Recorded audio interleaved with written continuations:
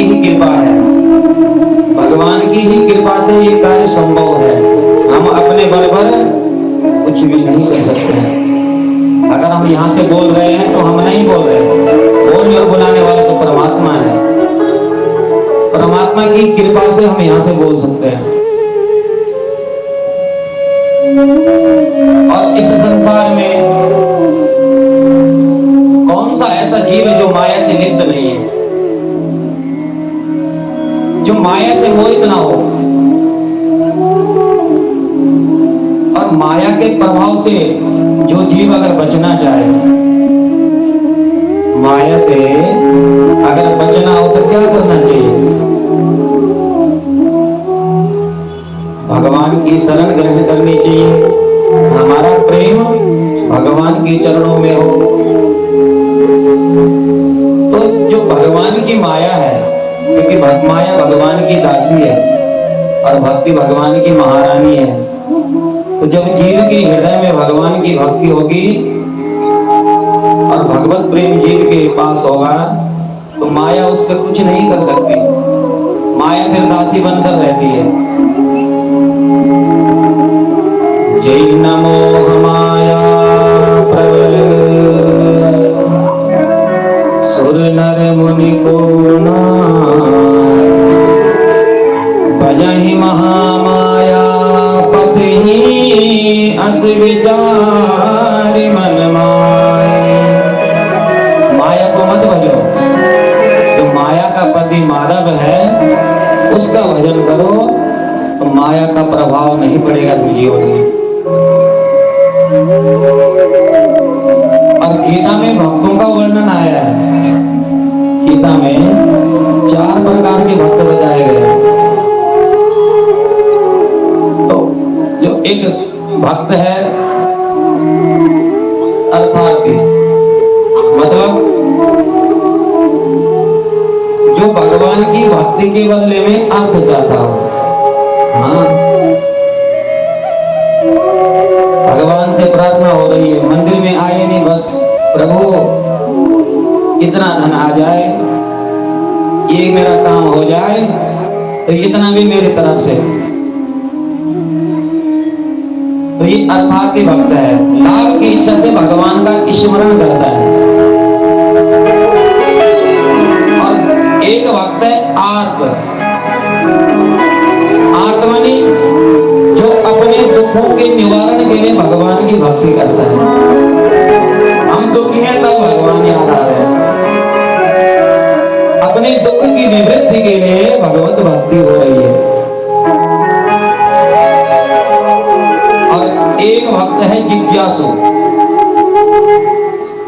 जिज्ञासु किसे कहते हैं? जो भगवान के स्वरूप का बोध करना चाहता हो। भगवान क्या है, भगवान कैसे हैं, भगवान ने अगर अवतार लिए तो क्यों लिए, भगवान ऐसी सुंदर लीलाएं करते क्यों करते हैं, ये सब लीलाओं को सुनना चाहता है। इन लीलाओं का ज्ञान अर्जित करना चाहता है, वो है जिज्ञासु भक्त। और चौथे नंबर का है ज्ञानी। जो ज्ञानी भक्त है वो भगवान के स्वरूप को जान करके भगवत चिंतन निरंतर करता रहता है और अपनी आत्मा में ही रमण करता है। जो आत्मा में रमण कर रहा वही तो है आत्मा राम।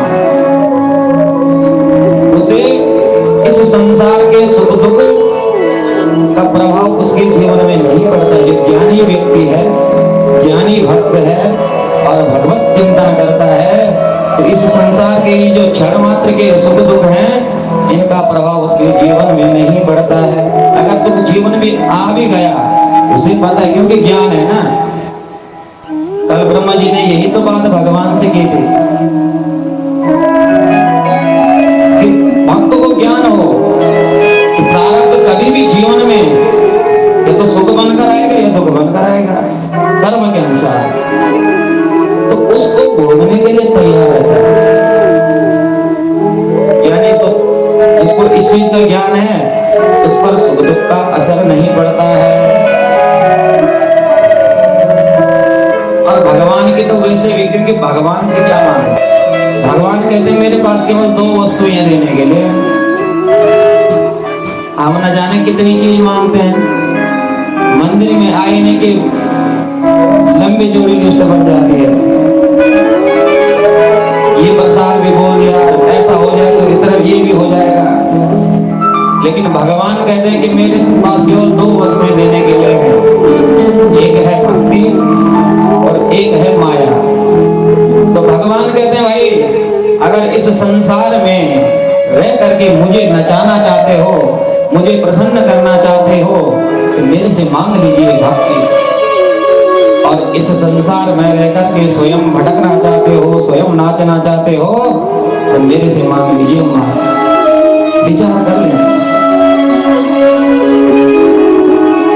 तो भगवान को सबसे उत्तम भक्ति लगती है निष्काम,